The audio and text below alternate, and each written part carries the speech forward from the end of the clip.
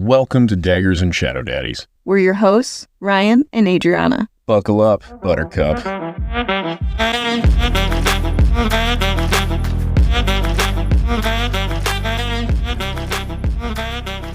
Quick disclaimer, this is a reread for Fourth Wing and Iron Flame as we prepare for the book Onyx Storm. Spoilers ahead. I'd like to guess what Tairn's name means. No, I'm just kidding. Now that you know what it means. What does it mean? Thunder. And what did you feel when you heard that? Oh, man. Elated. Oh. I enjoyed her creativity. With coming up with names? So I was going to try to play that bit out. I do think it's good. I think it's great, even. But it is weird that the dragons are given names that symbolize each one of these people's signets when the signets are defined by the individual and not the dragon. Maybe that's why they chose those individuals. And do you think that that was their little superpower when they were little babies? No. Oh. I'm so sorry. No. Wait, hold on. Like little dragon babies and they get their little power? Tairn's was being loud. Yeah, just thunderous. He was just like stomping everywhere, but it's actually just really cute because he's a tiny little dragon. It's They're like bad manners, though. Like if you were, another dragon and he's just clopping around the house, you're like, other dragons are trying to sleep, Tairn, please. And Sigale's hers means shadow. She's just trying to sneak around and she can manipulate shadows and then she loses her power. So she's like, well, I really missed that. I need to bond with riders that will develop this skill. What's really funny is their first rider signet has nothing to do with the second rider. So do you think they're just bonding riders until they get one that matches their name? Oh, maybe. Theory. Oh. Oh, that kind of throws it out the window when you throw Naolin into this with Tairn. Yeah. I assume Xaden's grandpa or great uncle, whichever one it is. I think they tell the college it was his great uncle and not his grandpa because then it's twice removed and they don't have to worry about him going insane, I think is kind of the idea. I think Quinn, her great aunt, is what we get a little details on the whole familial line. Yeah. And that's why she's so good at astral projecting. Yes, it makes her stronger. She's not so close in the familial line that it makes her crazy. I also caught that Liam's Dragon Day, their name translated from Scottish Gaelic is ice. Is there another form of Gaelic? I just kept seeing it written that way. No. I'm not judging you. I was asking. Because you do always hear it as Scottish Gaelic.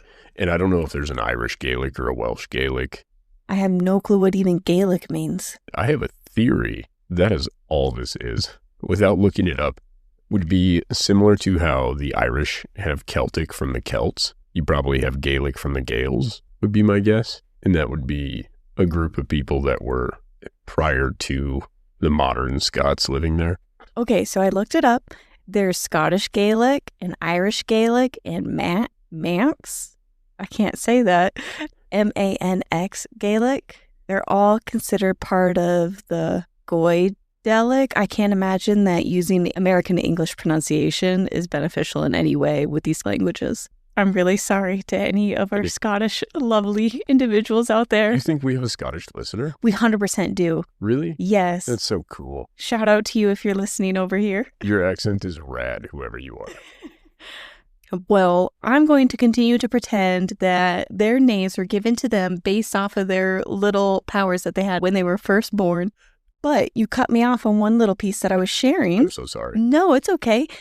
That Liam's Dragon Day, their name translated is ice. And there's this moment in one of the fight scenes where Liam is throwing ice, but Liam's signet is actually Farsight.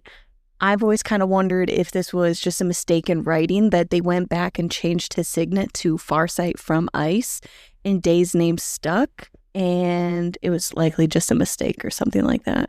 Yeah, I wonder if it wasn't when whoever goes through and editorializes these books prior to them being published, if they looked at it and were like, we can't have another ice guy. You have a fire guy, you have a shadow guy. You know what I mean? It's just very mainstream. Yeah, I would agree. That would be very mainstream in your little small crew to have fire and ice. Yeah. Yeah, and you kind of already have that, like just personality-wise. But the signs are there that Liam was supposed to be an ice wielder, just based off of Day's name and this one little scene. It could be something later. There are theories that the marked ones have 2 signets. I'm not seeing it. But... No, I think that's explained away with you either get an extra powerful signet or you get a second signet if you had a dragon bond that was close familial line. Quick disclaimer, we need to squeeze in an editor's note here. Riddick has the ice-wielding signet. Sawyer has metallurgy signet, and I think that's where we were getting confused because he melted off like a door or something, so I think we both thought that it was a fire signet, but yeah, we got very confused. Sorry, we got it sorted out. I had another thing that I want to bring up to you. We have talked multiple times about orange dragons and how they're bonded to dicks. And I look forward to the next book and learning about another orange dragon and who they're bonded to. Turns out, we already know someone bonded to an orange dragon who is supposedly not an asshole, Brennan. Okay, so we have other points of correlation than them just being assholes, though, right? What do you mean? Do we know of a woman that's bonded to an orange dragon? No, because women aren't assholes. Oh, okay. All right. Totally fair. And I look forward to how pleased you are with Catriona here shortly. Oh, yeah. If she was bonded to a dragon, it'd be an orange one. As soon as I found out that Brennan had an orange dragon, I'm like, this is it. What are his ulterior motives? This is his villain era coming up where he is going to... I don't know, he's still upset about Naolin and losing the love of his life or something like that. And he's like going for revenge or I don't know. Maybe. I also want to add that all of the fan art, I don't remember paying attention, but Brennan is a ginger. So he has an orange dragon. Gross. No, I'm just teasing. So he has an orange dragon and he's a ginger. And if he turns out to be a villain, he's just going to be an angry ginger. Naolin had to save him because there was no soul to save. Mallet couldn't take what didn't exist. This is a joke. My brothers, sisters, and son have red hair. I love redheaded people. That's what racist people do. I'm here trying to do it with redheads. Defend No, gingers. some of my best friends are redheaded. It's fine. Lots of people I love don't have souls. No, just keep moving. And before we start into any of the chapters, I want to point something out about all of the theories of Violet's second signet being Truthsayer. We get a little glimpse into what a Truthsayer does in these chapters. In chapter 35, the Truthsayer is really just a Boolean signet, where she just says, yes, they're telling the truth, or no, they're not telling the truth. I don't see how it is that big of a deal to have that type of signet and why it is worse than an intrinsic. Because if you just go up to someone, you're like, you're not telling the truth. They're like, yeah, so the fuck what? What are you going to do about it? If, and this is just me, if you used that signet properly, it would be amazing. How it would so? be great. To the same extent that a polygraph is great. It's not necessarily admissible in court and people can defeat him, blah, blah, blah. But this is an incredible polygraph. It cannot be defeated, right? Right. So as long as you could get yes or no responses to questions, it would be excellent. They could not lie to you. They couldn't misguide you. You just have to be better at asking questions. Varish is not good at asking questions. Varish keeps allowing Violet to just rephrase everything so that whatever she's saying happens to be true. Here, ask me a question. Allow me. And you're supposed to lie about it, technically, like a selective truth, like evade the question? And I am supposed to tell you the truth when you ask me a question. Oh. I didn't realize we started playing. Do you enjoy making lunch for me every day? I enjoy doing something for you that makes you happy. And sometimes that is your lunch. Okay, I see the game and what you mean by Varish should have done a better job. Because even with that, if those are the answers I was getting every single time, I'd be like, not allowed, yes or no answers only. That's my whole point, is somebody that is so practiced in this should know that anytime somebody's rephrasing something to you, they're trying to be indirect. I feel like we're hung up on two different things in this conversation. You're hung up on Varish's skills and his interrogation tactics. Me, I was hung up on this whole time hearing all of the theories about Violet's second signet being Truthsayer. I thought Truthsayers can force somebody to tell the truth, not determine if it's truth or lie. The power of truth-sayer compels you. Yeah. You get them, right? You're right. We are hung up on different things. I see it as the way Varish allowed her to answer the questions was like riding a dragon with no goggles.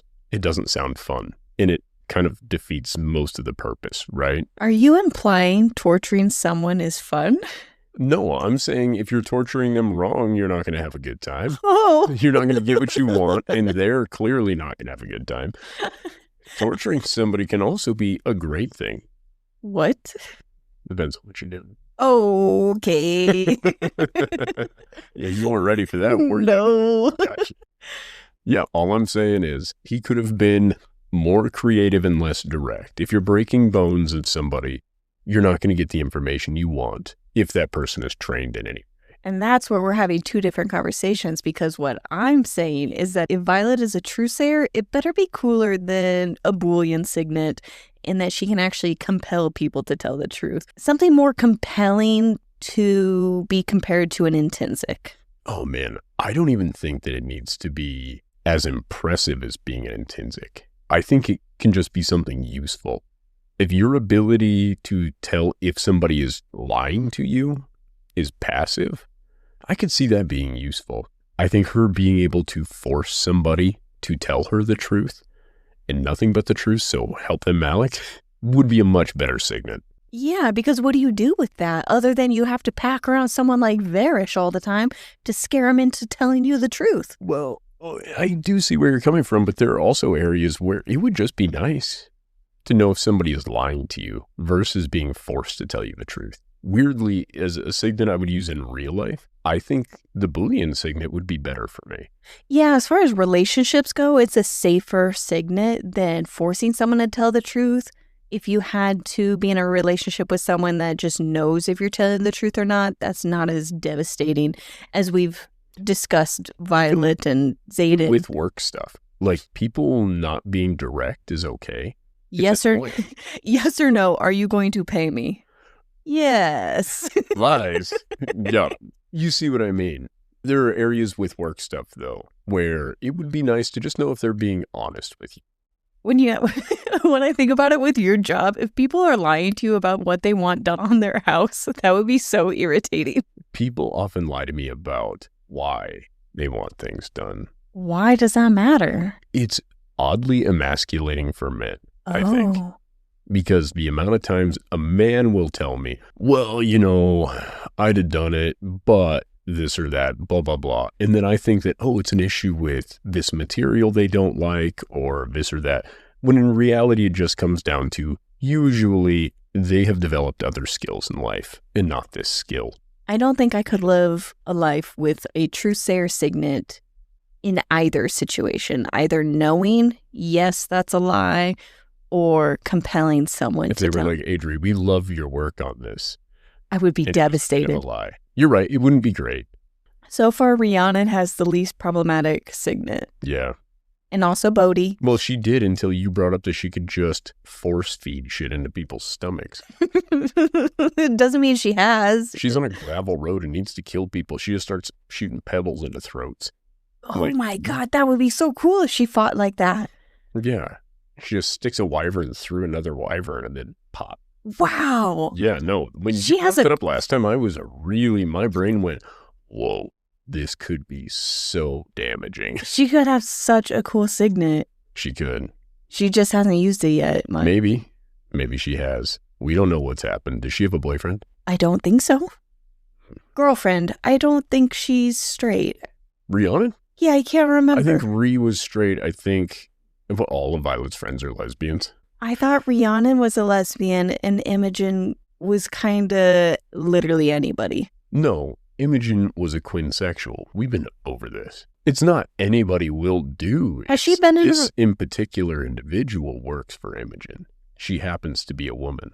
How long has she been in a relationship with Quinn? Since Fourth Wing? Imogen? Yeah. And Quinn, they've been together since the beginning of Fourth Wing that we're aware of. So maybe their first year, maybe their second year.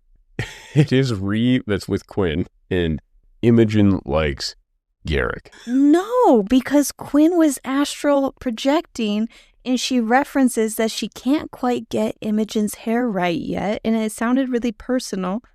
And I think she's in a relationship with Imogen. Google this. In Iron Flame, she says to Imogen, "Gods, I've missed you," and hip bumps her friend. Little more than friends there.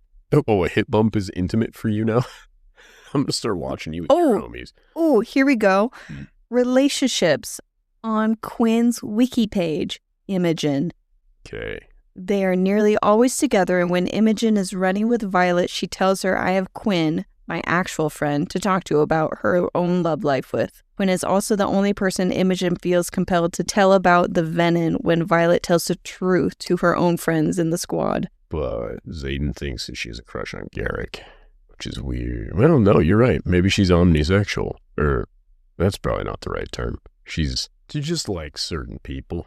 And Rhiannon's sexuality isn't explicitly stated as lesbian. Many readers interpret her character as likely bisexual based on her close supportive relationship with Violet and the lack of romantic interest shown towards any male characters. Oh, so she can't be asexual and a good friend. That's what I'm hearing from this.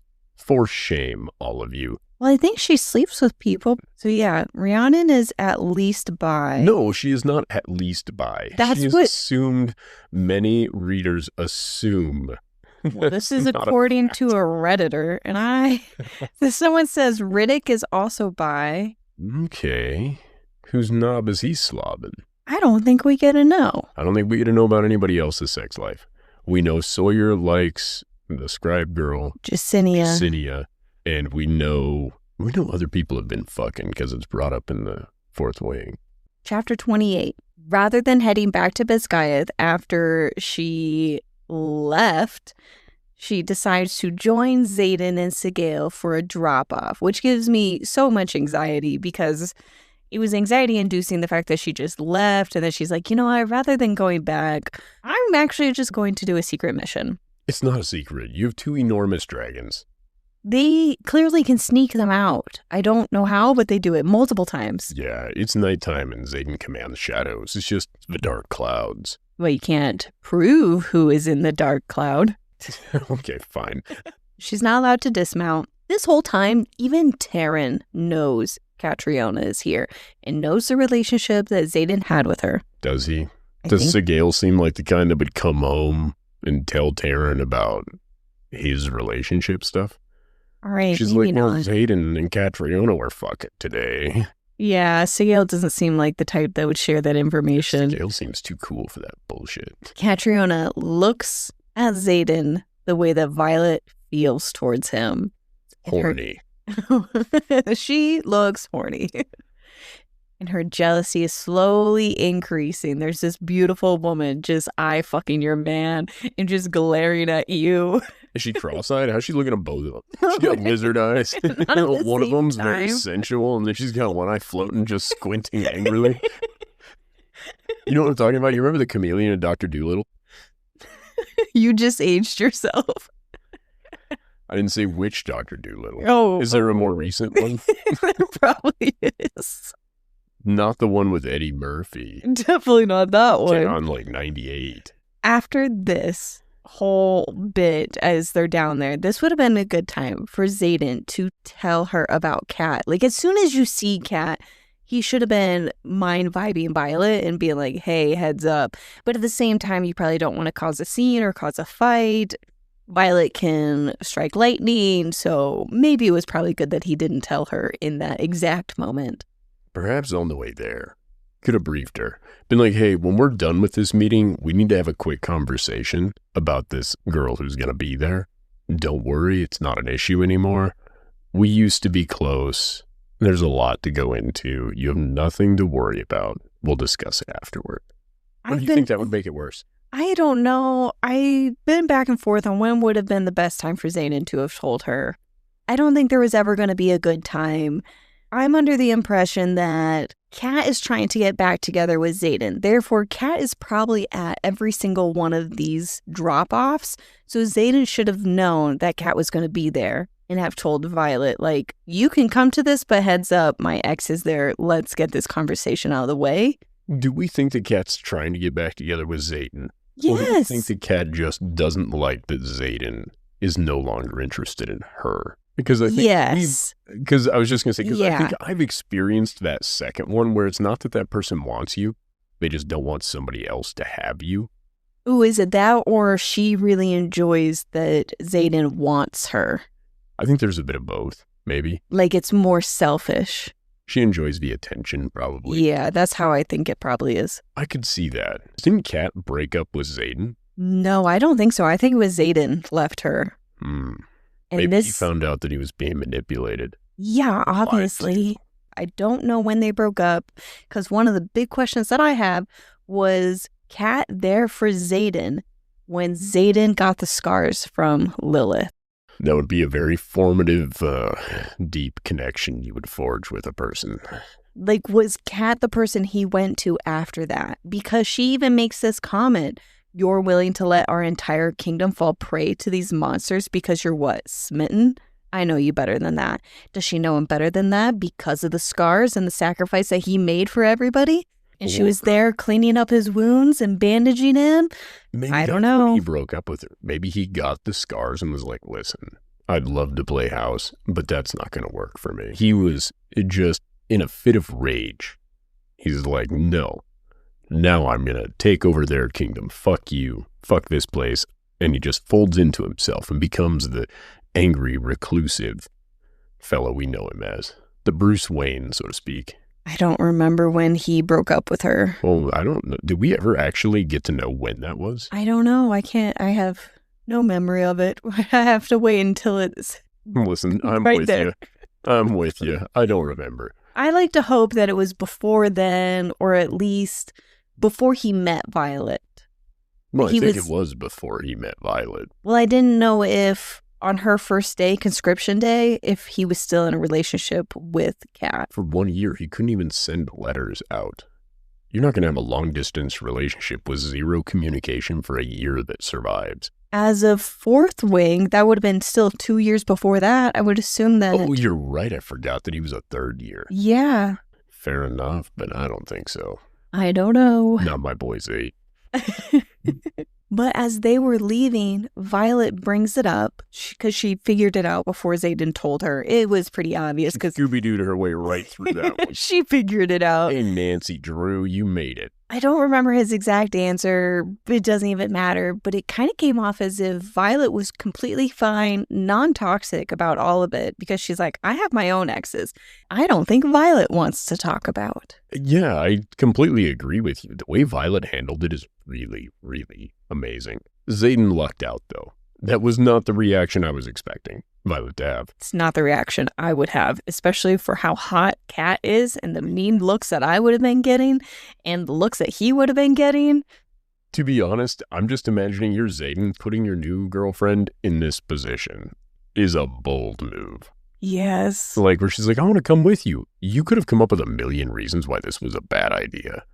But then later she finds out that you were meeting your ex for these pickups and drop-offs. That would have also been a problem. Even if it wasn't, you know what I mean, circumstances that should get you in trouble, you'd probably still be in trouble. I don't know where the right answer to this is. I don't think there is a right answer. I think the correct answer is you should have briefed her after she first met Cat. That's it. That's the right answer. I thought this was technically her first time meeting Cat. No. I don't think Cat was there at the other Serena locations. and her sister are fine. I don't know if Cat Cat was definitely there. Google this too. Cat was there. was Catriona in Athbyne. According to a Reddit post, people are split 50-50. Some people take it as that comment in chapter 39 of Fourth Wing. Mm-hmm. Serena is alive, if that's what you're asking, followed by so is her sister, with Garrick and Bodhi talking to Xaden. People just see that as a way of sharing that she has a sister that he would have cared to have heard about. If she wasn't there for the attack, why the fuck would it be pertinent that she's still fine? Did they That she's on her there in Porn? And that's what the other half of the comments are. Serena is alive, and so is her sister. That implies that her sister was there. And it implies that the breakup was a little bit messy because they didn't call her by name, specifically not to piss Xaden off, and to just treat her as a third party with whom he may give a shit if she is alive or dead. If she was there. She was there. And Xaden didn't say anything. He didn't say shit. This is where Xaden takes a bit of an L, right? Yeah, he didn't say anything, but it's almost validating her jealousy unintentionally by not saying anything. Yeah, that's what I'm saying. That's where he fucked up. Her jealousy is somewhat valid. She should be jealous, right? She's so hot, yeah. Well, and because if he's not mentioning any part of this to her, because I understand the argument of Violet has exes she doesn't want to talk about. It doesn't mean Violet also isn't fucking up by doing that. The whole thing you guys keep harping on within your relationship is honesty. And now you're going to have to work closely with this individual who you had this close personal tie with before. Imagine I had worked with an ex-girlfriend of mine. I would lose my mind. Hold on, and I didn't mention shit about it. And we were on a switch job together. So we were, every time that we had to go do this thing, we were commingling as necessary. And then I wait until you put it together. How much insane trouble would I have been in?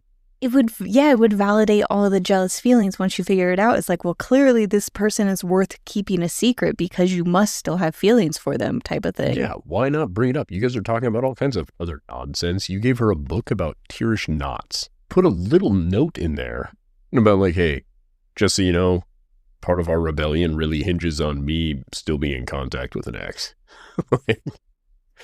Don't worry, there's no feelings here, but she's kind of crazy. I'm going to prep you for dealing with her. This is the other thing he doesn't do, and he knows what Cat's power is. He doesn't prep Violet for dealing with it until Violet is literally having to deal with Cat's bullshit.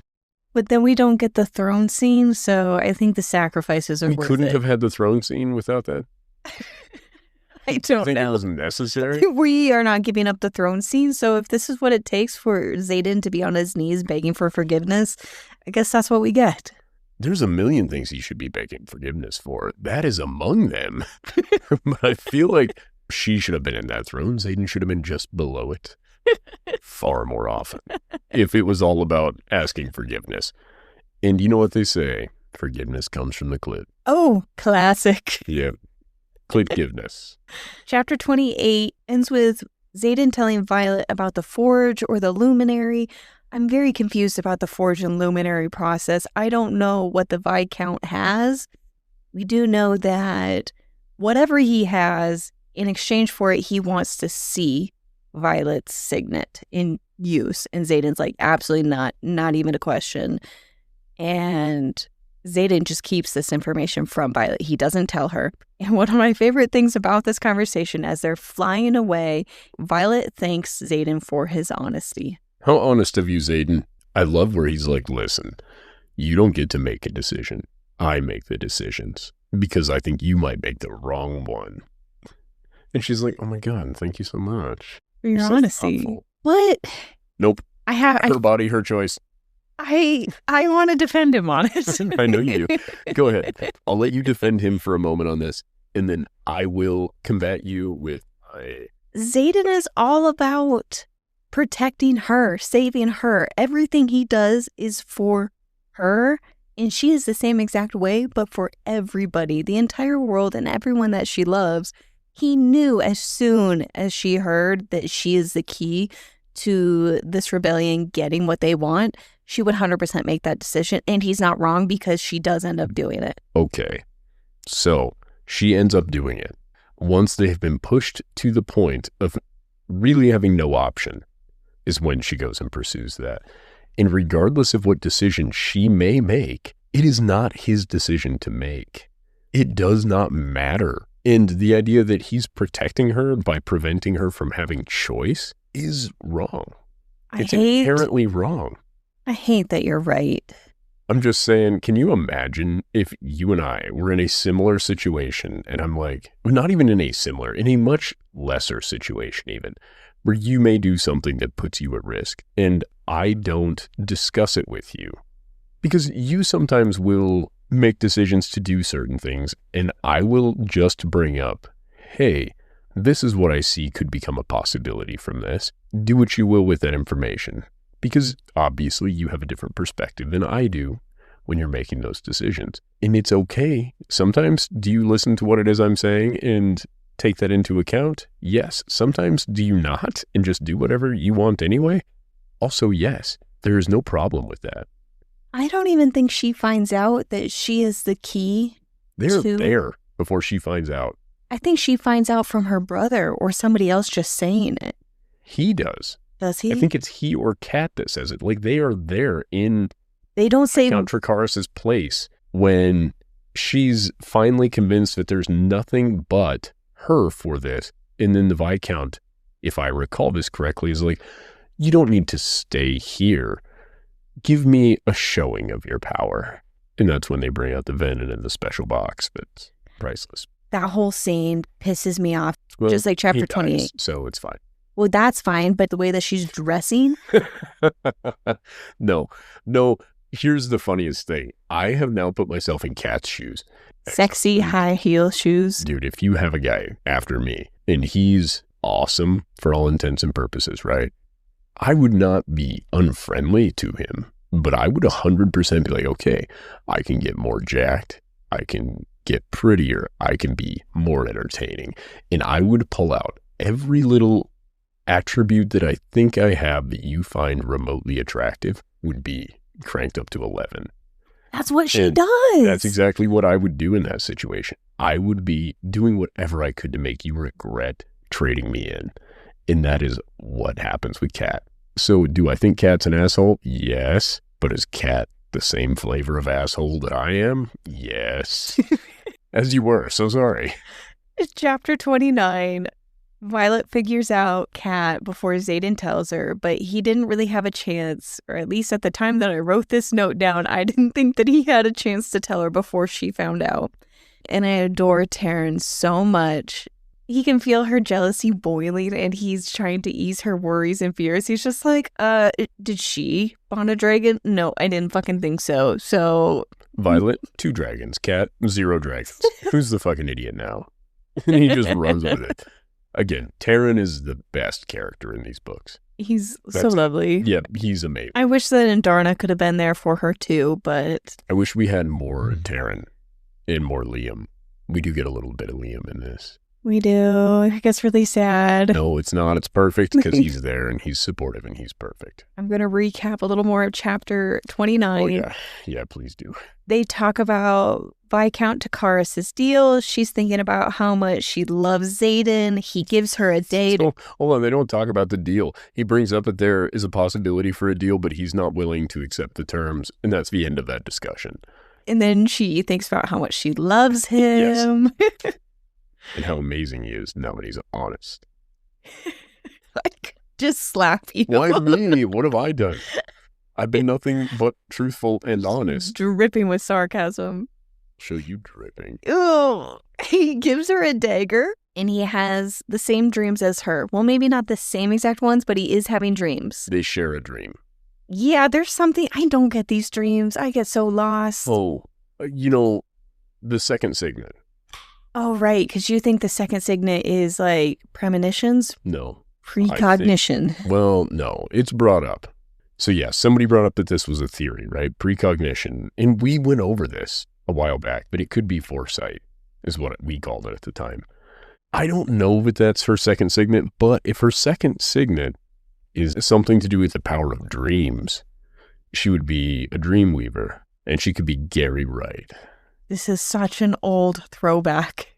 You want to do it with me, or you just want me to do it? You can. Because there they are, drifting asleep, and as Xaden falls asleep, she's like, woohoo, dream weaver. Yeah, and... This is an old reference to, when did we meet the Weaver in the Akatar series? Gary Wright, not the Weaver. Right. Gary. We met Gary in Wings and Ruin. Wings and Ruin or Mist and Fury? Oh shit, it was Mist and Fury. You're yes. Right. Mist and Fury. But it's not a joke. If she does have dream segment, she's Gary Wright. And I will refer to her as Violet Wright the rest of this series when that gets confirmed. Okay. I'm going to push you along. I'm struggling. Goodness. They arrive at basgiath. Tairn shares that Indarna is still sleeping. Violet says she will update him of her punishment. And Tairn replies, I'm always with you and forced to bear witness to the awkwardness that is 21-year-old humans. I love it. And I love that he just throws humans out there. Because like all 21-year-old humans are awkward. No, Violet specifically is awkward. And what I love about Violet being awkward is you're my little awkward turtle. I was going to say, I don't find Violet awkward compared to my awkward moments. You occasionally have some pretty awesome awkward moments. I kept trying to deny the awkward moment at Target the other day also when this woman... We're just watching. You're so fucking funny. We're standing behind people trying to look at gifts for our kids for Christmas. And this woman's like, oh, I'm sorry. I'm like, oh, no, you're fine. We're just watching. Like we were cucking their board game choices. And it was awesome. And neither of you said anything. I corrected myself. I said, I meant just looking. And she turned to me. I didn't look at you because I knew. You turned toward me as you said this because her facial expression barely changed. I didn't know if you said it to her or just corrected yourself. Does that make sense? And I was laughing. You wouldn't shut up. I couldn't stop laughing. It was so funny. Oh, excuse me. No, we're just watching. Like, what? I mean, we could look up reviews or anything, but we just want to watch you play your games. I love the way you did it. You're like, oh, reach a little higher. Like, it's so fucking funny.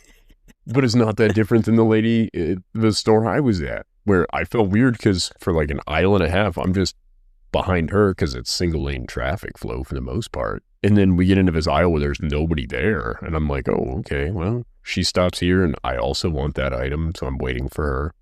Like, I'm still using COVID rules even, right? I'm like 6 feet behind her, just kind of chilling. Maybe she takes it as I'm a tail that she can't shake.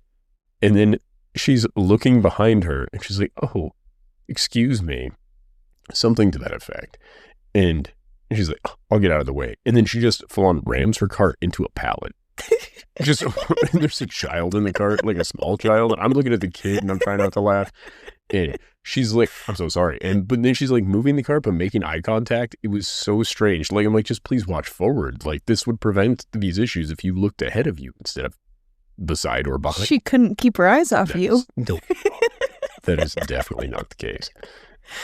Listen, in the world of Xaden Riorson, Adri, what you're viewing this woman doing is how women are looking at him. I am many things. I am not pretty enough to crash a cart. Okay. I might be fun enough. We weren't having a conversation. That's where my strengths are. If I had been making jokes to this woman, I could believe she was flirting with me. She didn't look at me and go, yes. Not at all. And her poor child, it was just like, she just kept getting rammed into this pallet. Like, it was so funny because it went from 0 to 2 miles an hour, which isn't fast, but it's pretty fast for hitting a pallet a foot and a half. You know, so the kid looks shocked and I'm trying not to laugh. And I'm just like, oh, no worries. And then she's like, oh, sorry. And then she just kind of like keeps trying to seesaw. And I'm like, you have so much room. And then she awkwardly waved when we saw each other later on in the store. And I'm just like, what the hell? We're not friends. You had an awkward moment that I witnessed. Like, well, between her and me and being awkward ducks, yeah, Violet isn't awkward. No, I would agree. Violet is not as awkward, but I'd love. So I think Tairn's being a little hard on her. Yeah, that's exactly what I was saying. Tairn only thinks this is awkward. He hasn't met me. Wait till he gets to the final boss of Awkward Turtle. I'm going to finish the little recap for chapter so 29. Sorry. Yeah. Varish and his henchmen find her almost to her room. Professor Kaori defends her and points out she is not in control of what just happened. She shouldn't be punished for this, and he's already gone above and over. Varish. Yep, and handled the situation, so Varish has nothing he needs to be doing. And Rhiannon was able to retrieve the dagger, and Violet shares the truth with Rhiannon. Hold on 1 second, though. We can't skip over Kaori anymore. Yeah, we gotta take a moment is amazing. Just to appreciate Kaori's the man.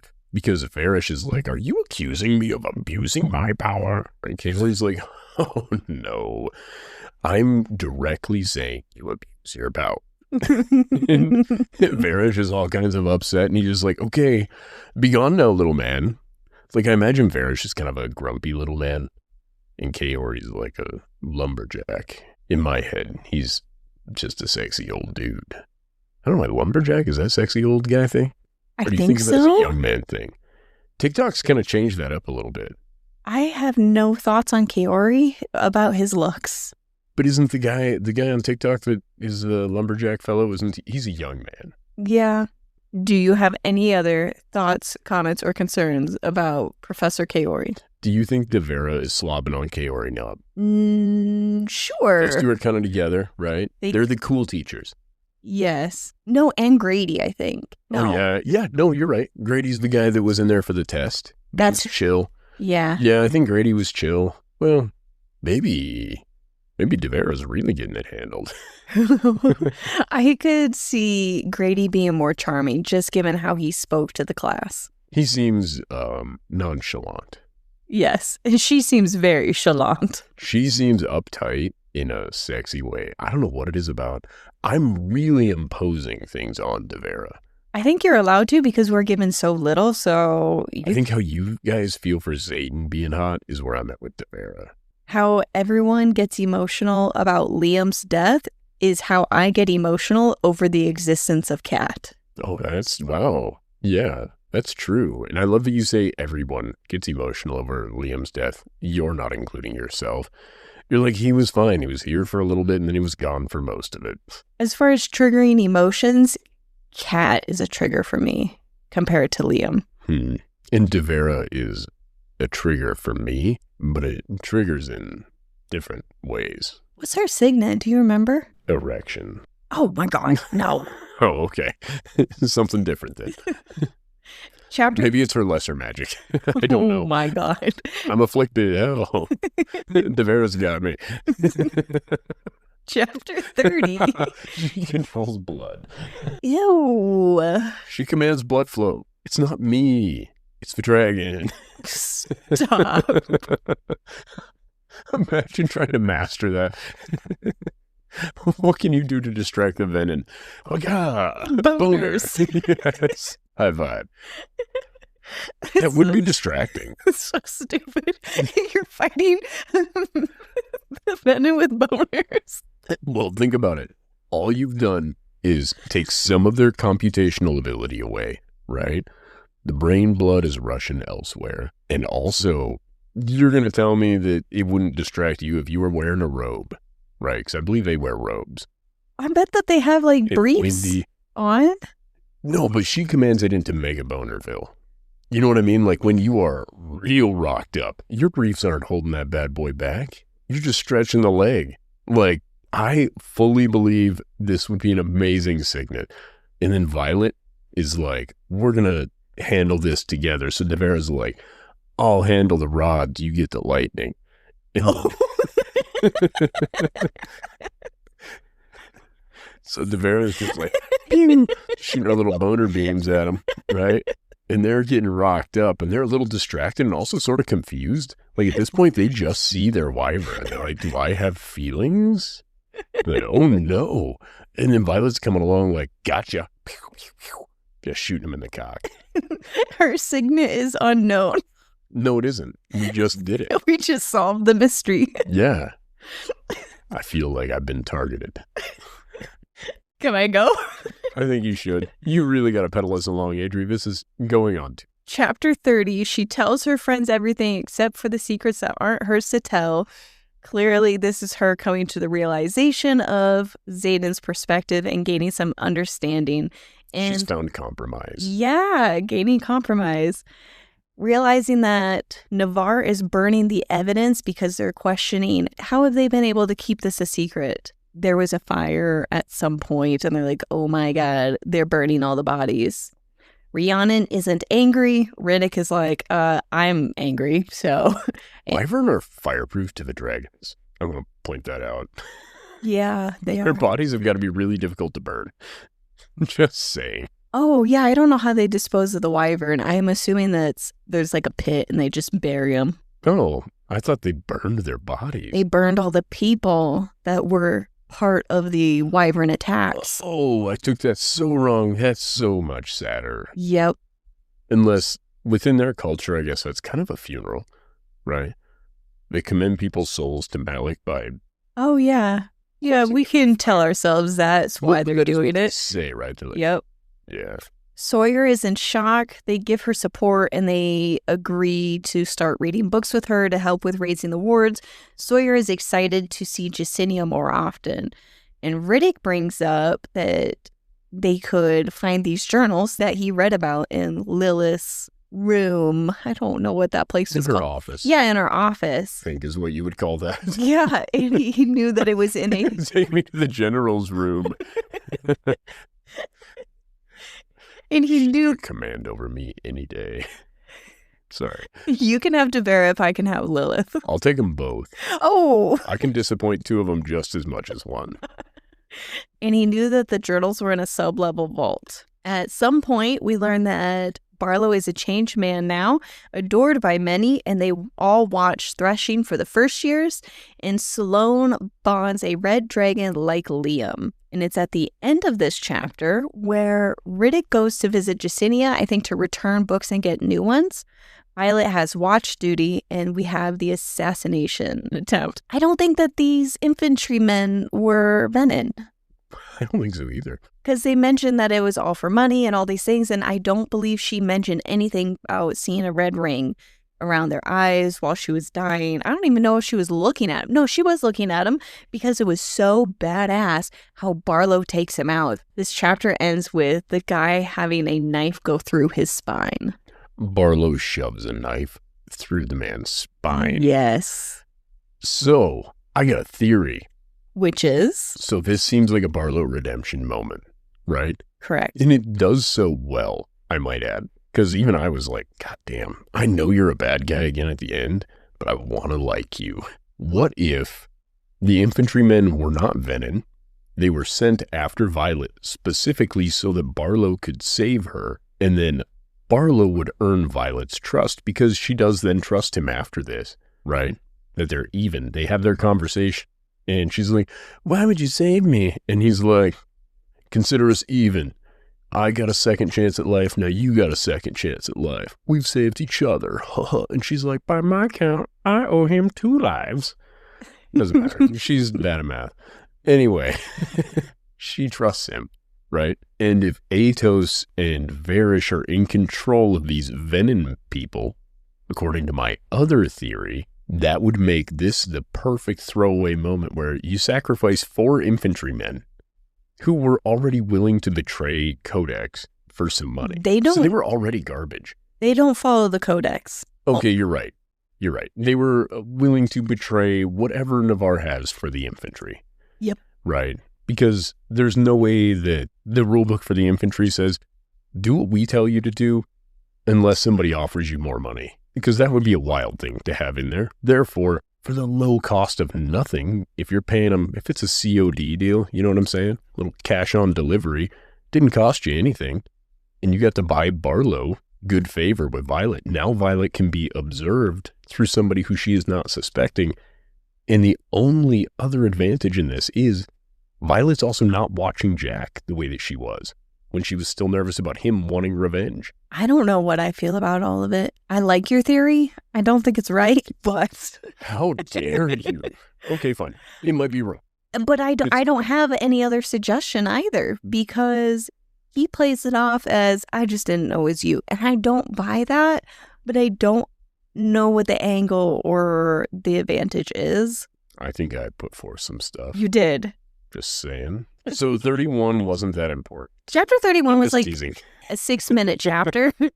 The Book of Brennan says most riders die of gravity. Jack Barlow saved her. Riddick finds her. Jacinia found the vault. And they need King Tauri's bloodline. Chapter 32, Xaden comes back. He gets all of the updates on all the antics that have been going on. And everything just kind of went to shit. He's like, everybody found out? She's like, everybody found out. But I didn't tell him everything. And he's like, Quinn knows? And she says, no, that one's on Imogen, not on me. But yes, Quinn does know. But yes, she does. He kind of breaks down her whole plan of like, did you consider this? Did you consider that? And she's like, well, no, we're just playing it by ear. We're figuring things out. And I don't think that Violet knew fully the relationship between Xaden and Auric yet at this time. And what a weird thing to not know. Violet lived at the college during this time. You're right. She should have known how... This should have been news. Like, it should have been floating around like, hey, You know that marked one that Lilith let in here? Yeah, he fucking killed the prince. She probably does know this. She knew Xaden, who his dad was and all of that.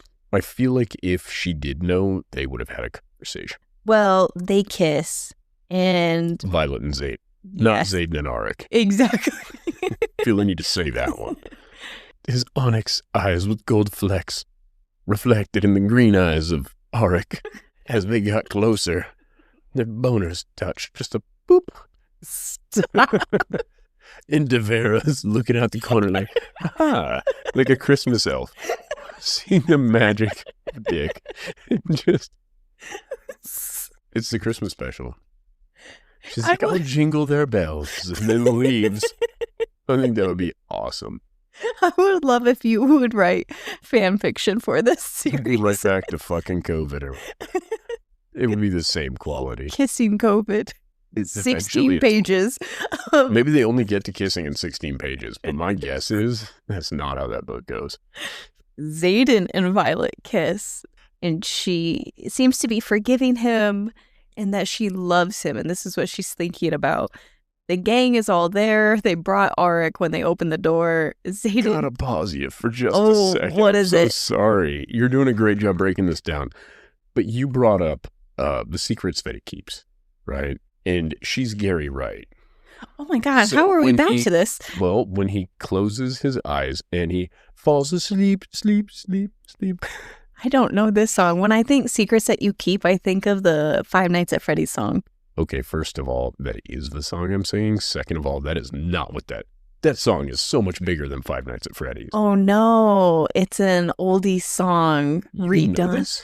I did know this, but it's so heavily related to Five Nights at Freddy's for me. I feel so dumb. Yeah. Well, okay, fine. It was Gary Wright, and then imagine Gary Wright, right? Because she's the dream weaver. And when he closes his eyes and he falls asleep, she sees the secrets that he keeps. Oh, that would actually be so badass if she does walking in his dreams. If she has like a dream signet and she can see all the secrets that Xaden keeps or that the Venom keep. Yes, that is. Damn it, Adri. Is that what you're trying to make? That was my joke with these two song references. I wasn't picking it up. No, you did great. You've improved it by making it a polished thought as opposed to just correlating to otherwise unrelated musical people. Well, you can't be trusted with some of your theories because you're on a boner theory and Auric and Xaden. We don't know that's not going to happen. We don't know that it's not true. That's right. We know Rebecca said she doesn't like love triangles, but she hasn't mentioned Eiffel Towers. No. Oh, okay. All right. Listen, I'm trying to keep everybody happy. Oh, right. Well, keeping you on track, pushing you along. Chapter 32, the gang brings Auric. Xaden kills. Xaden doesn't kill him. Xaden killed his older brother, Alec, who attacked Garrick on threshing, and that was when Sigale bonded Xaden per the letter in Chapter 12. Which leads us to question how he did it. How he killed him. Because Sigale's like, I loved how ruthless he was. It doesn't imply it was a quick death. It implies he made that fucker suffer. Ooh. Don't you think? I wonder if that was one of his first kills, too. Yeah, and he enjoyed it a little too much. And she's like, that's my man. He's a sociopath. I'm into him. They begin their heist. Xaden doesn't camouflage with the... He's not wearing a scribe ghillie suit. Yeah. That's basically what it is. He's a cream tunic. No, thank you. I earned Rider Black. I'll be goddamned if I'm wearing that bullshit. But I think that his shadow signet is so badass during this entire scene. His shadow signet is so badass every time it comes up. It's a lasso. It's camouflage. It's just not used during sex yet. What do you mean? There's no way it's not. They were just too embarrassed to tell Jacinia, so she couldn't write it down in here. Okay, that's fair. They got to get more comfortable with it. They're just not telling Jacinia all the details. They're like, it grabs knives and nipples. And Jacinia is a badass in how she gets him to the vault because she's a total bitch to the first year. And the first year is not shocked at all by this. So is Jacinia often an asshole to her peers? Oh, no. He isn't like, well, that's wildly out of character. He's like, well, that's Jacinia for you, and he keeps moving on. At the end of chapter 32, Xaden tells Violet that she looks good in black, and I thought it was cute. It is cute. It's also really a creative way of saying, you don't look good in that. That's not what he was saying. Well, I'm not disagreeing with you, but if he was trying to say that, that would also be the way he would say it. Right? I don't know how to tell you this, so I'm going to tell you this She's like, way. hey, these robes look kind of good. And he's like, you look good in black. I think you could hear it that way also. Well, thankfully Violet doesn't. I thought it was cute. It is cute. I'm not suggesting you guys are wrong. I'm just saying if you wanted to attack it. I bet Imogen's over there just like, what the fuck? Shut the hell up, you two. Let's get moving. And meanwhile, Riddick's just barely stuffed into his because they don't have any massive scribes. Do you think that Imogen can use her signet on herself? She's like, yeah, I don't want to remember that ever happening. How many times do you think she's walked in on Violet and Xaden fucking and just been like, I'm wiping all of our minds? Let's forget any of this happened. And then one time she just sees Xaden's butthole and she's like, but you're going to forget I was ever here. She writes her name next to his butthole and then he forgets about it. Oh my God. Yeah, someday. Violet never taking a shower. She's like, what the hell does this say? And she's like, property of Imogen. I bet he has a hairy butthole, though. It would be really difficult. Why would you want to imagine? I love it in your fantasy of this perfect man. You're like, he's got the hairy ass in the Italian. I can't imagine he's shaving his butthole or getting it waxed. Do you think he has a hairy chest? Oh, I don't know. He's also 22 years old. So he has a clean asshole. What are we landing on here? Well, I assume it's clean. He was just in the shower with Violet. Normally, he's like, listen, my lats are too developed to scrub back there. You mind grabbing that towel and polishing me? She's like, whose name is here? Yeah, she's scrubbing. A little bit of dirt comes off, and she reads Imogen. She just keeps revealing it like a scratch-off ticket. Ew! She's like, wait, why is it just shaved in this one part? Oh, I don't know. How did Imogen get her name here? I don't remember. And that's where they sow discontent among them. How would you convince people also without showing them? Imogen's been wiping her memories. How do you know? She wrote her name on Xaden's asshole, and he doesn't remember, or is he just saying that to you, Violet? It's going to really split the group. And they don't have cameras. No. He just has to drop. Yeah, that's exactly. He's just got to flash everybody his old balloon knot, just show it to the world. He's like, guys, it's clean. Don't worry about it. Violet cleaned it for me. Which is an undertaking. He wears leather pants. Ew. Yeah. After an 8-hour ride. That's the other thing. He does not have a hairy ass. If you're wearing tight jeans, wherever they're tight, the hair wears off. Okay, so he has Ingrown hairs, I guess. I don't know. Yeah, because if he has leather pants on a flight and fighting and all of that, it would have rubbed all the hairs off. So he has really smooth legs. Yeah, he's like a swimmer under that. All of his clothes are very tight. That makes sense. He's just waxed like Michael Phelps. They've told us before that they keep their hair short for... It'd be really funny, though. Like, it's the mark of a really experienced rider to still have pubes. I know how to keep the chafing down, and they just run with it.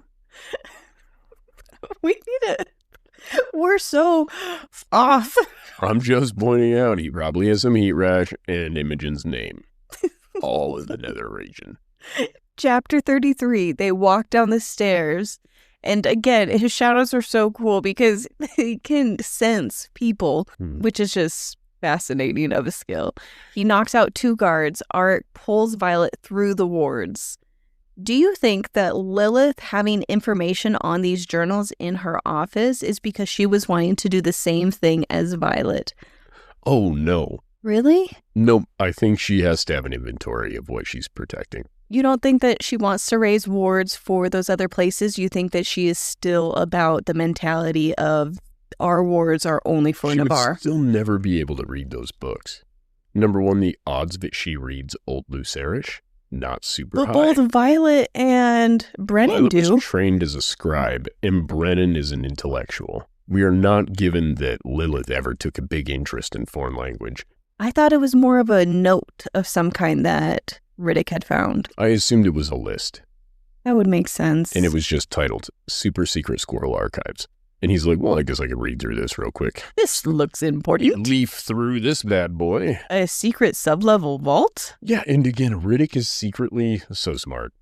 Not even secretly, he's like begrudgingly intelligent. He always tries to play it off like he's just a goober. Xaden is stressed out that she's in the room without him. And I'm surprised that we never heard from Tairn during any of this planning. Tairn's busy fucking Sigale. Oh, Tairn yeah. and Sigale are together. Their shields are up. Violet doesn't want to hear anything going on between them right now. Okay, Can you that makes imagine? sense. You know the video of where the turtles are fucking? Oh, And it's yes. just that turtle just screaming. You know what I mean? Grunting. They don't scream, they grunt. The way he does it is kind of a, you know what I mean? Yeah. Yeah, that kind of, which for a turtle, it could be a scream, it could be a grunt, we don't know. But I like to think that dragons are just the big version of making that noise. Oh my God. Stop. We don't need dragon grunts. Do we not? From now on, whenever they're having a meeting, that's all I'm going to do. Just dragon grunts for days. There are 2 minutes left before they have to leave, and they get the books. He has a blistered hand, and they run. And overall, this was such a good chapter. Very intense, very well written, and stressful as they're trying to leave. It was really stressful. I do love that Violet's whole Ocean's 11 team it's a ragtag group for sure. They all have superpowers that are pretty useful in this. Xaden knocking people out is really funny. Why? He's like, I knocked him out, but I didn't hit him that hard, so he's only going to be out for a little bit. Can you imagine having enough control? Okay, let me reframe this. I have no You have to know concept. the person you're hitting really, really, really well to know how long they're going to be out. I guess when I hear this scene, 1, I have no experience of understanding any of that. 2, it didn't sound any different than any other movie in this type of heist situation. They also say the same type of phrases of, we knocked him out, we only have X amount of time, as a way to ramp up the pressure and the need to get moving. The pressure is higher if you don't know when that person's going to come to, I would say. And I've never heard of another heist movie where like, we punched that dude, but only hard enough to knock him out for 5 minutes. It has always been there's something else that's giving you the clock. And normally you knock somebody out, and that was a way of removing them from the story. And if they do start to come to, it's as everything else is culminated. It's just there to add stress. And I think this guy wakes back up. One of them does. He does. He wakes up, and then they re-knock him out again. And I think they even bring up like the whole, like, listen, brain damage is going to be a thing if we don't fuck around, right? Well, especially I think they're using the forgetful signet of, what's her face? Imogen. It worked. I already forgot her signet. Yes, I think they're using Imogen's signet so that they forget that they were even. But everybody is different. Yeah. Yeah. Well, that's how the chapter ends. They knock him out one more time, wipe the memory, and they just sprint. That dude is concussed, I also might add. He needs a healer. Yes. Chapter 34 is an excerpt of a letter from Xaden to Violet, and it's about his last conversation with his dad, which was an argument. And I like how it ends with, I like to think that my dad forgave me for it, which I think is just really wise, because as a kid, you're not going to understand that, but overall, him being able to work through it and accept it. I think I had a moment with that too, to be honest. I didn't want to touch on it if you weren't comfortable with all. No, it's fine. Because I think I inserted myself in that, because it's a very similar thing. Like, I was a teenager and mean to my dad, and then he kicked it. So it took me a long time to get to the point where I was like, oh, I don't think he would still be pissed at me. Because I am able now to look at my relationship with my own son and see that I wouldn't hold it against him if my son and I's last conversation is he's being meaner than necessary to me. It's fine. Yeah, because you know them at their core and you obviously love them. And I think that's it. I don't even think that it's not a matter of even is it valid or it's just you just love them and that's all there is. Yeah. So I think that Xaden came to that. I was really glad because it could have been turned into a thing where he's still working through it and that would have been arduous. And I think that's also part of he has worked through it and that's why he's comfortable talking about it. Yeah. And there's things about his mom that he's clearly not over as he is not talking about her. Even he briefly mentioned her one time. He's like, we're not getting into that. Yeah, very aware. Again, he has points where it's clearly very mature. So they all escape. After the whole Liam situation in Fourth Wing, I actually thought someone was not going to make it in this. Like the door was going to close one of them out when I first read this book. They all survived, thankfully. And they all scatter. They treat his hand. Quinn can astral project as others as a way to give an alibi for everyone. I also didn't realize that she can even shapeshift a little bit. Yes.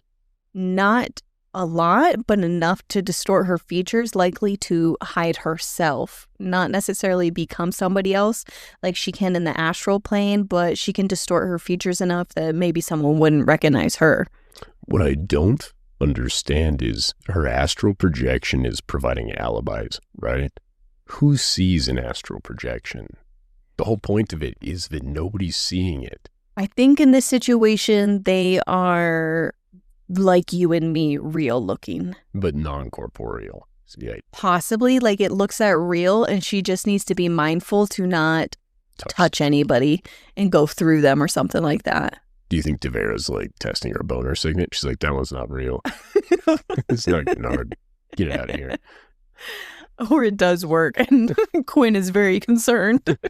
Quinn's like, okay, guys, couple things. Everybody's got an alibi, but I think I have a penis. Overall, I think she can just mimic what she sees. Okay, as opposed to just imitating the body.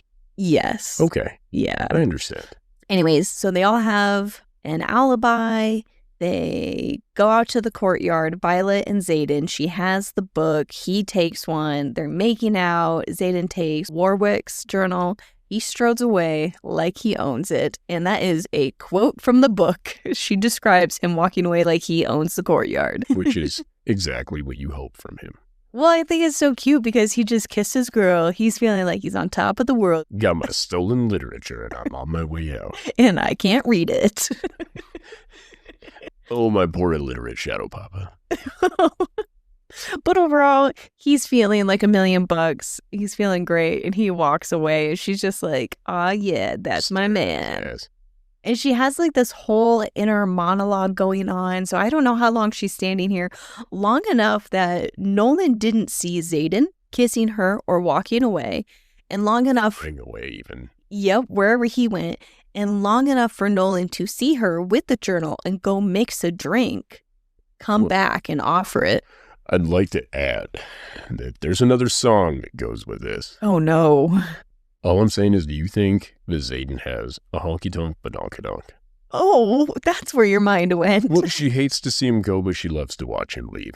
I would think that Xaden has a nice ass. Yeah. Wait, if big is nice? Careful. Oh, I don't know. You're talking to one of the flat-ass people here. You be careful where we're going with this. In between. Oh, okay. Listen, I know that some of my features aren't ideal, okay? It's weird that my butt isn't one of them. I just like the whitest ass. It's weird that I feel intimidated by this. Of the things with Xaden, I am intimidated by nothing with him. Other than that he might have a badonkadonk? No, I assume he has a nice ass.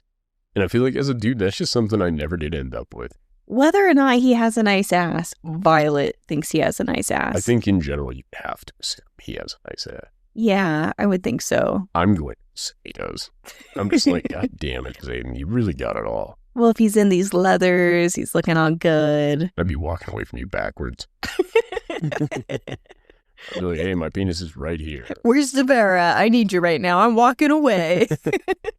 Listen, I'm not walking away from Devera. Oh, in this scenario, you're walking away from me? No, I'm saying I'm not walking away from Devera facing backwards. It'd be an awkward thing, like you're getting an erection as you're walking backwards from somebody. I don't know, Avery. I like to think it's a compass. It leads you north. Right. So Nolan offers her a drink.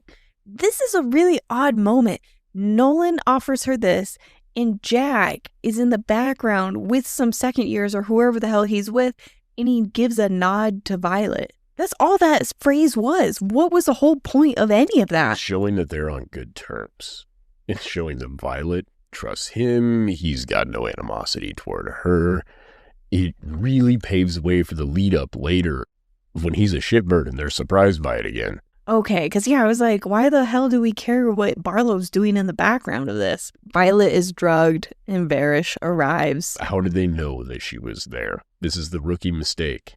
That she had the scribe. Cream-colored satchel. Yep. Like, come on, Violet. And Xaden didn't catch this either as being an issue? You damned goobers. He was feeling on top of the world. I'm saying when they were discussing the plan, though, he wasn't like, hey, I'll carry the books in shadows. This is one of the flaws that you're looking for in Xaden. No. He has a nice ass, but he didn't catch this mistake. Listen, I'm not looking for flaws. There are some glaring flaws with Xaden, and none of them are his ass. Or his hair. Or his butthole. Well, it depends. If you're Imogen, it's not a flaw. If you're not Imogen and you just gotta stare at her name all the time, I don't know. Chapter 35 is where we had the excerpt where the only thing worse than an intrinsic is a truthsayer. I've already kind of touched on it. We both kind of touched on this where I didn't think this scenario of a truthsayer was worse than an intrinsic. Because all she can say is yes or no. Is that the truth? Lilith is gone for a week. Violet is in a cell with a toilet. Something to note when it comes to being able to drink toilet water, but she never does. Nolan is asking for answers of how, who, and why she did this. And as she's being interrogated, we have Liam show up. And he says that he is sent by Malik. Yep. How do you feel about any of that? Perfect. Good. I choose to believe he was, and not just a mental construct that she came up with in her moment of need. And if he was a mental construct of what she came up with in her deepest moment of need, the fact that it wasn't Xaden is interesting to me. I think he is a mental construct that her mind created because she has to drink, so she is removed from all of her powers and her bond. There are theories out there that this is part of her second signet manifesting. I don't think so because she isn't connected to Indarna at all. I wanted to believe that, too, that maybe she can talk to dead people, but because of the drink, no. Yeah. Then the other reason that I don't think that he is actually sent by Malik and that he is actually himself is because he talks like Violet and he does not share any information that Violet doesn't already know. Does he talk like Violet? I thought he talked like Violet. I thought he talked like himself. I thought he talked like Violet when, well, as we know, we can't do this, but we can do this when it comes to Dane showing up. The way that Liam talked her through what she can do is very similar to how Violet thinks. And again, he didn't share any information that she didn't already know. When she brings up Sloane, he doesn't share, well, when we were kids, she was like this, or some story about it. It was like, yeah, she's really difficult, but whatever.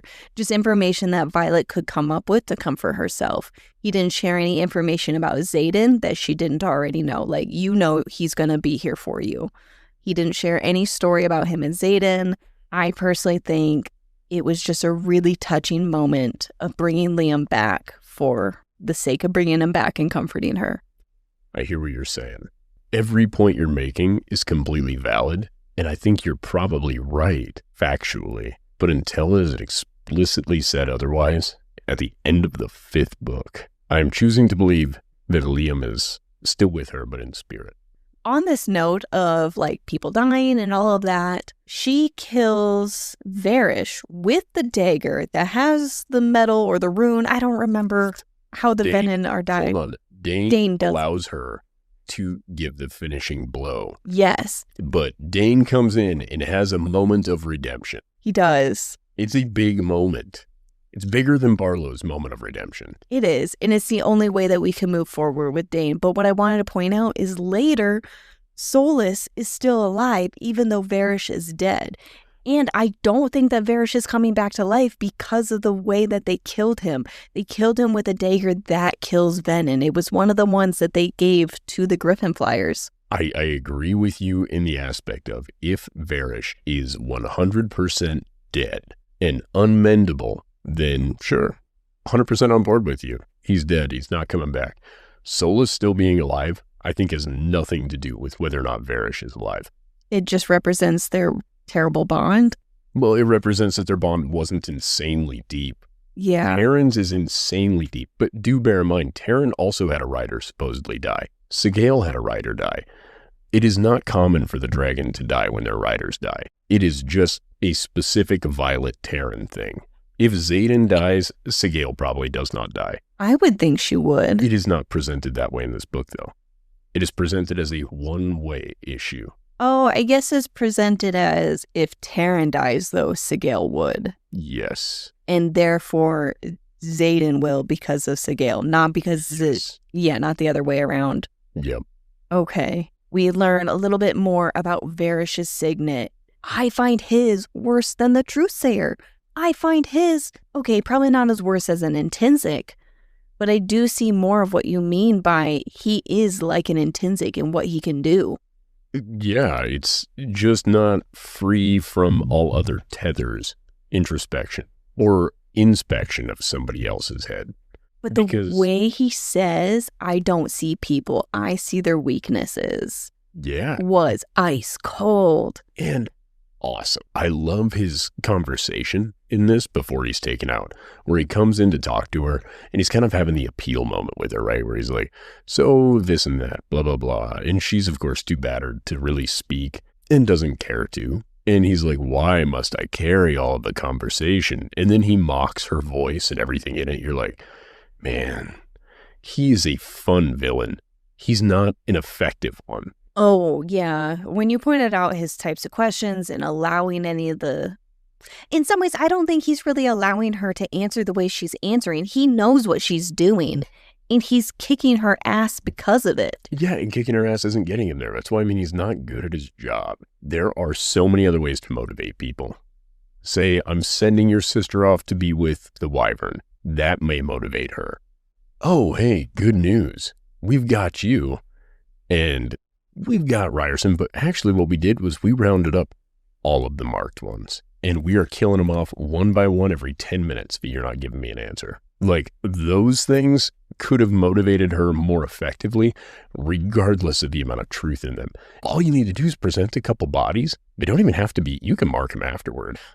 Take some chrome paint, whatever you got to do. I wonder if it's because, as far as the writing goes, it needed to be written in a way that we can see Violet's strengths. In the scenario that you're giving, Violet would crumble. I think she wouldn't in this scenario because of what the stakes were, and she was able to hold strong. I think my hang-up is there are a lot of stakes in this book.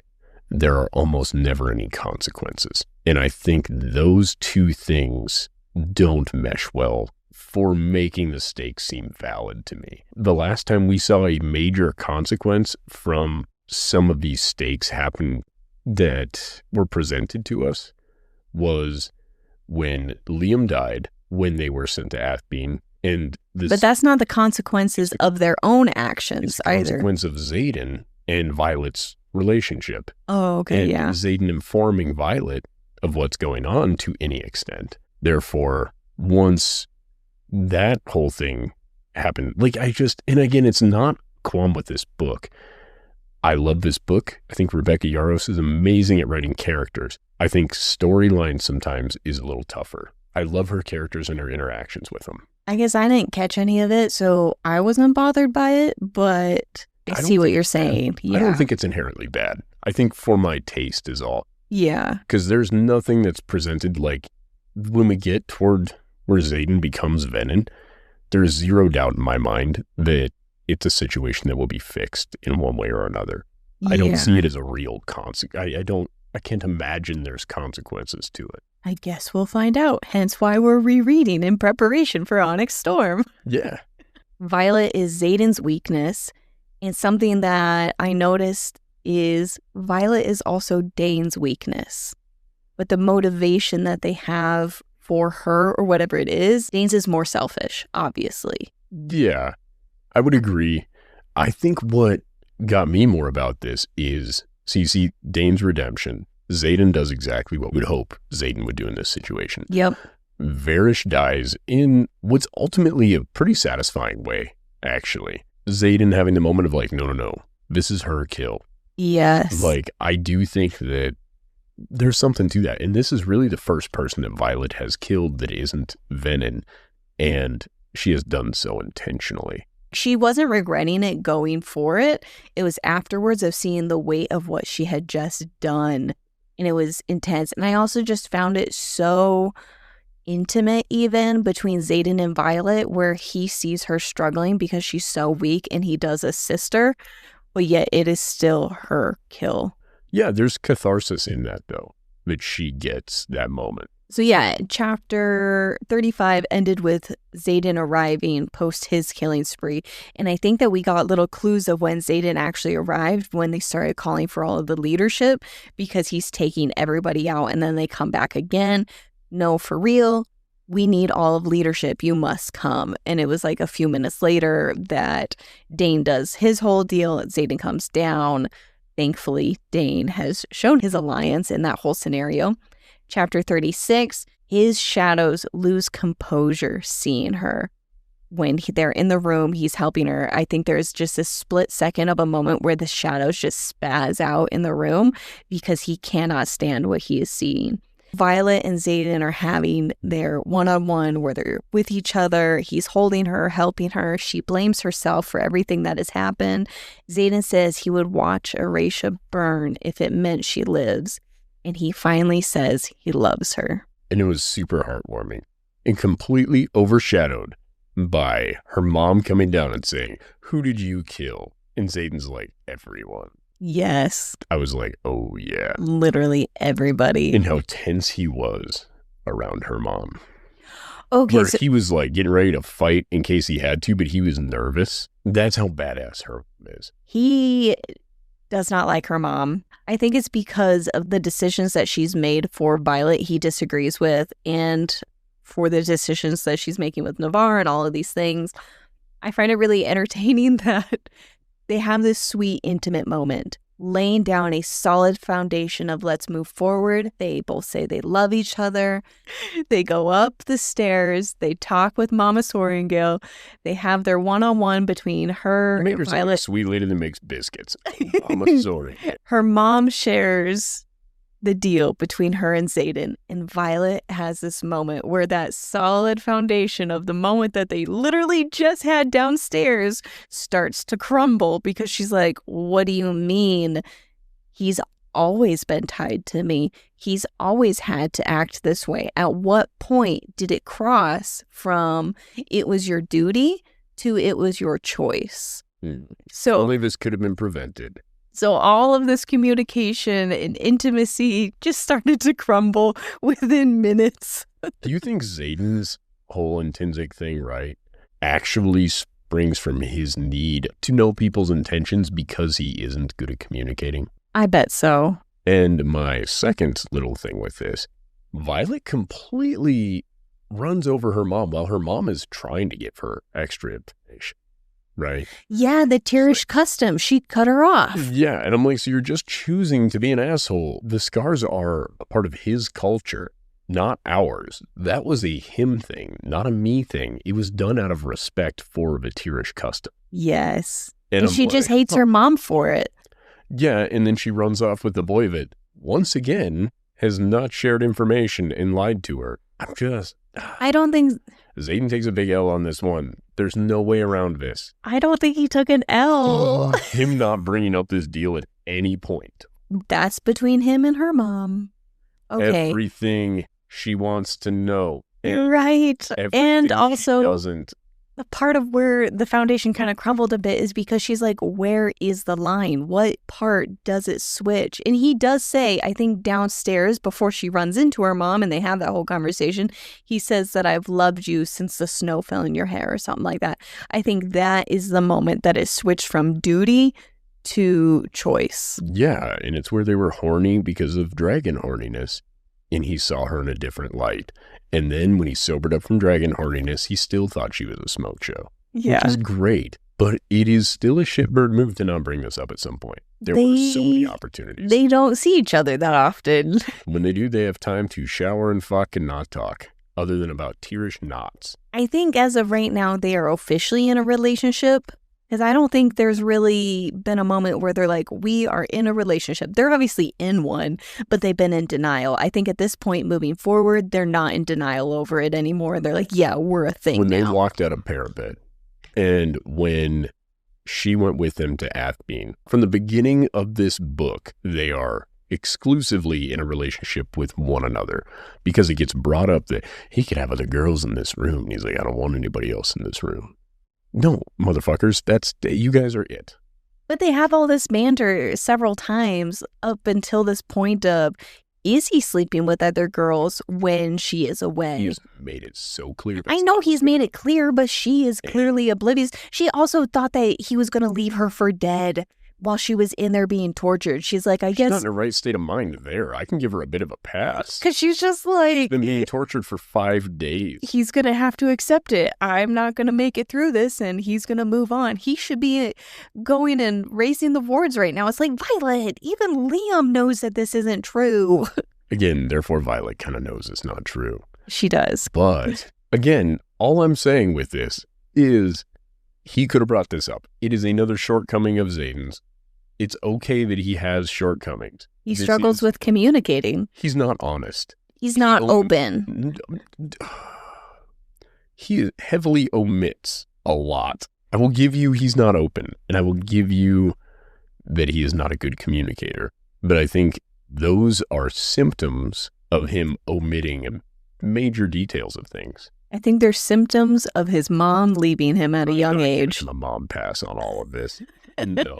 Even Violet has her mom issues because her mom is like Sorrengail's walk or fly off the flight field. And there was carried. Yeah, and there was no hug goodbye. She just turns around and leaves. Well, and it's almost a sign of respect, though. And I am of the mind that General Sorrengail would give Riorson a run for his money, because even he is tense in that moment.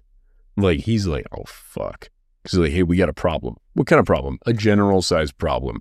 And he gets tense. Like, oh, shit. Do you think Xaden or Lilith would win in a fight? It depends on where they're at in that kind of an environment. And is Lilith okay with murdering Violet while he basically has the meat shield of Violet next to him? Okay, if they didn't have that bond, just the two of them with their signets, I'm under the impression Xaden would win.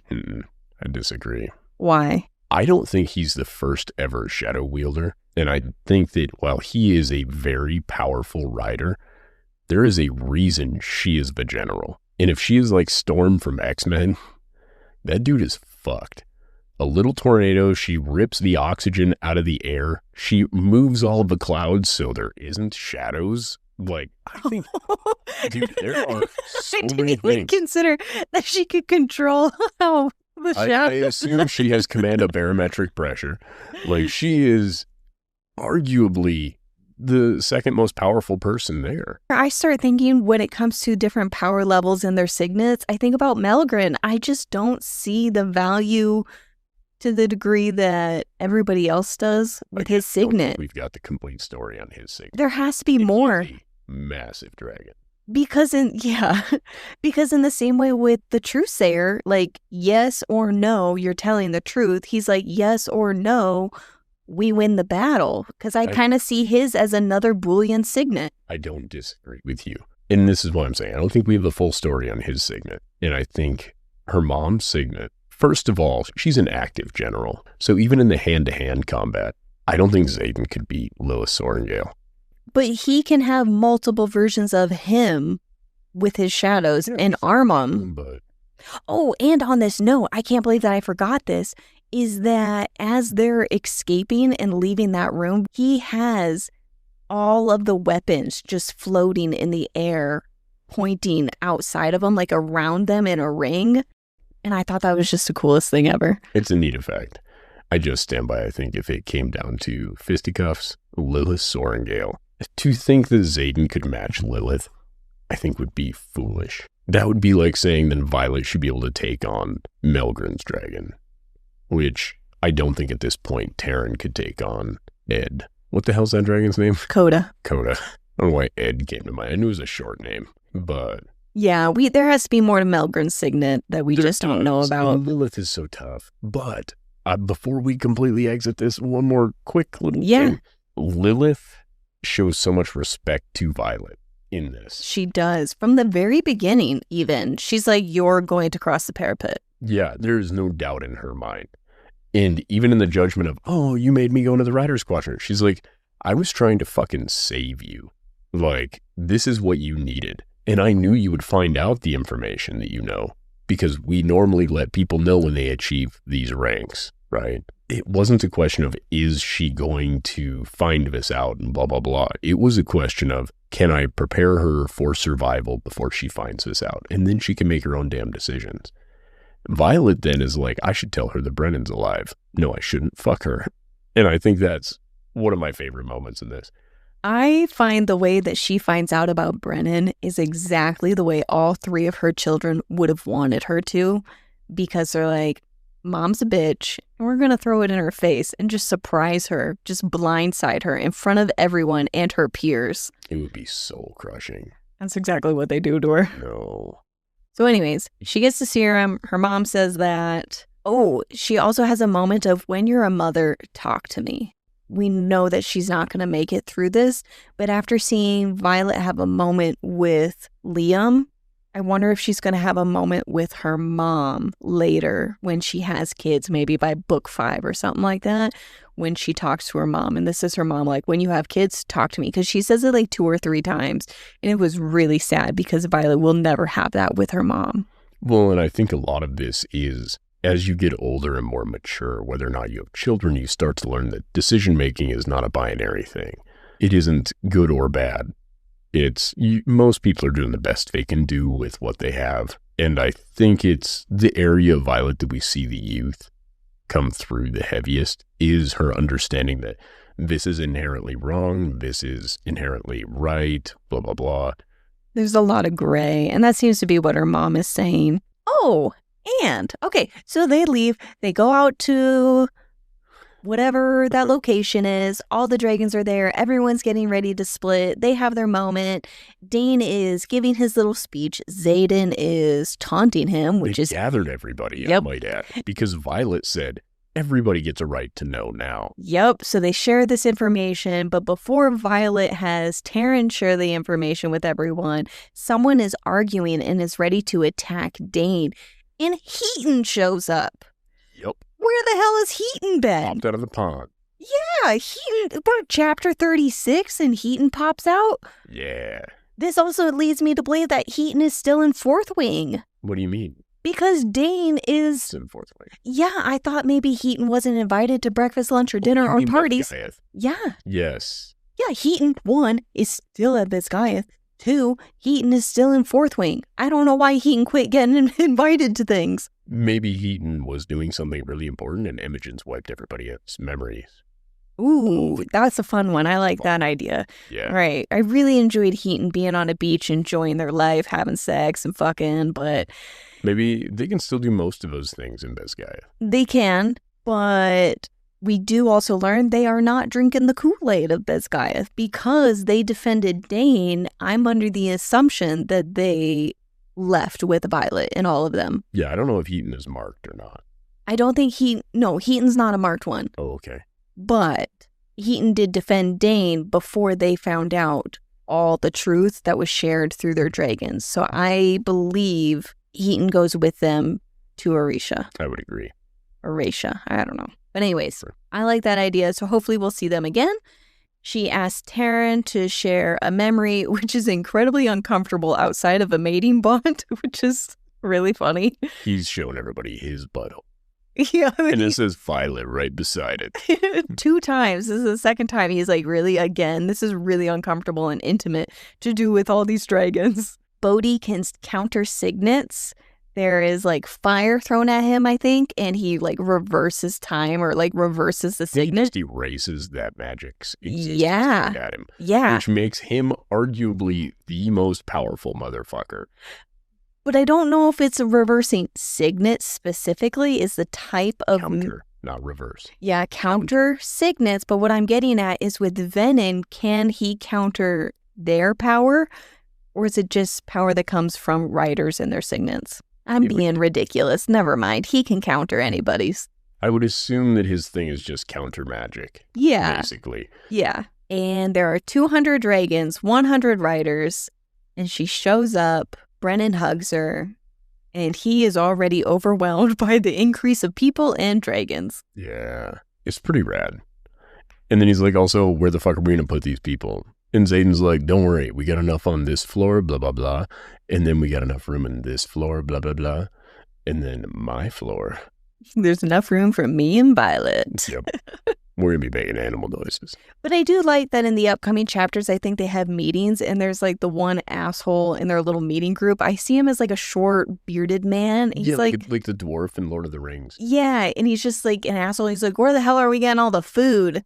Especially for all these dragons. It's like, they're going to eat griffins. Calm down. But yeah, that is the end of our chapters. It was intense. I enjoyed the way it ended, and it didn't linger for a long time on whether or not people were going to make this decision. The fact that they put a clock on it. They're like, we're leaving in an hour. You're with us or against us. Period. And the remainder of management let this shit happen.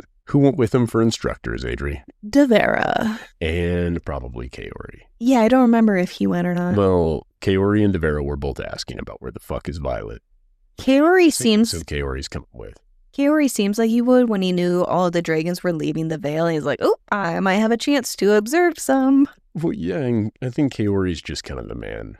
Yeah. Hopefully Grady went also, because I think eventually they're going to create a new school for riders. Yeah, they kind of do. I am surprised that the dragons took their eggs. I'm surprised at the amount of dragons that left the Vale to go somewhere unguarded from Venin. Well, so they're not unguarded where they're at.